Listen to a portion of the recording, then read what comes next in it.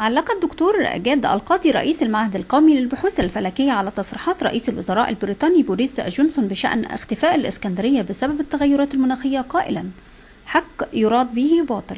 وأضاف القاضي خلال مداخلة هاتفية ببرنامج التاسعة المذاع عبر قناة الفضائية الأولى: كل التوصيات التي تتم لقمة المناخ تتحدث عن ضوابط الاحتباس الحراري والاستعانة بالمساحات الخضراء لأنها رئة الأرض التي تحافظ على ارتفاع درجات الحرارة.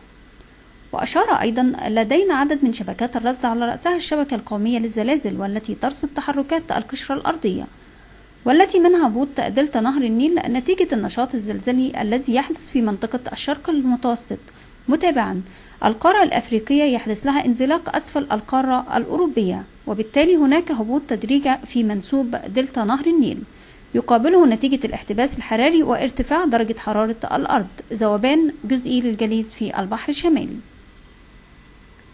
وأوضح أيضا: تحتاج مئات السنوات لكي نصل لهبوط يصل إلى 1 متر الذي ممكن أن يؤثر على غرق الأحياء القريبة للساحل. لافتاً: هناك ارتفاع في منسوب البحر يتم رصده على الساحل الشمالي من خلال محطات لقياس المد البحري. معقباً: هناك ارتفاع في منسوب سطح البحر يقابله انخفاض في الأرض، لكن لن يزيل مدينة مثل الإسكندرية ولو على مدار مئات السنوات.